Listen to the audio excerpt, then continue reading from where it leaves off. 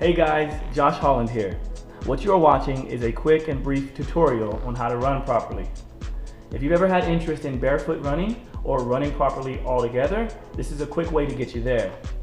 Now we're going to start with the foot or the feet, and we're going to display some foot flexibility and make sure that we can stabilize and mobilize in the proper manner. The first thing we want to do is learn how to lift the toes up just like you would do your thumbs in the hand, okay? So you're going to lift your toes up, leave the other toes down like you would do your fingers, and then from there you want to switch it.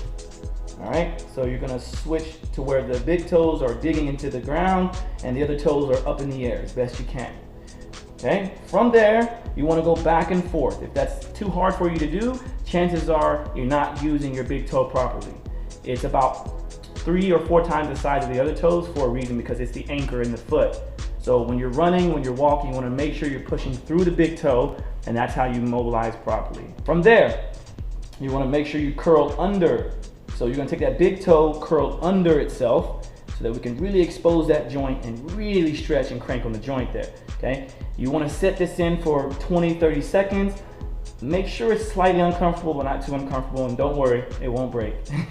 Okay, from there you want to switch that. So you want to leave the big toe up, curl the other toes underneath themselves, and do the same thing. Really crank in there, and once again, don't worry, toes aren't going to break. I've done this many times. I've never broken my toes doing this. So you do that with both sides. After you do that, we're going to work on the ankle flexibility and mobility. So what you want to do now is get on the ground on your knees, get on both knees. Make sure your foot is flat, and you want to make sure that you have no space between the top of the ankle, where the ankle joint flexes and bends. Make sure that is flat on the ground as best as possible. Also, this is another good opportunity to use your thumbs, the bridge of your thumbs, to roll out or mash the Achilles tendon. If you have some soreness here, that could be because you're stretching the heel cord. So when you're running in shoes that have a heel, chances are you've shortened your heel cord. So now trying barefoot running or proper running form begins to stretch that.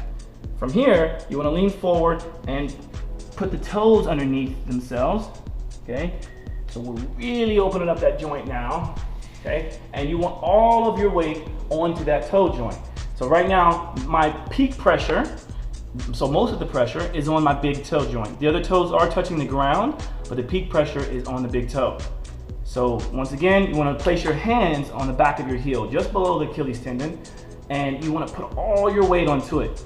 And when you get good enough at this, you want to get to a point where you can rock back and forth like this, and then eventually stand up all the way, and you're good to go. So now you have a nice flexible foot, and usually after going through this a few times, spend about 10-20 minutes doing so, usually it becomes easier to go up, down, curl under, curl up, and sit on your knees. So once you do that, you should be ready to run. You guys want to try it? Let's go.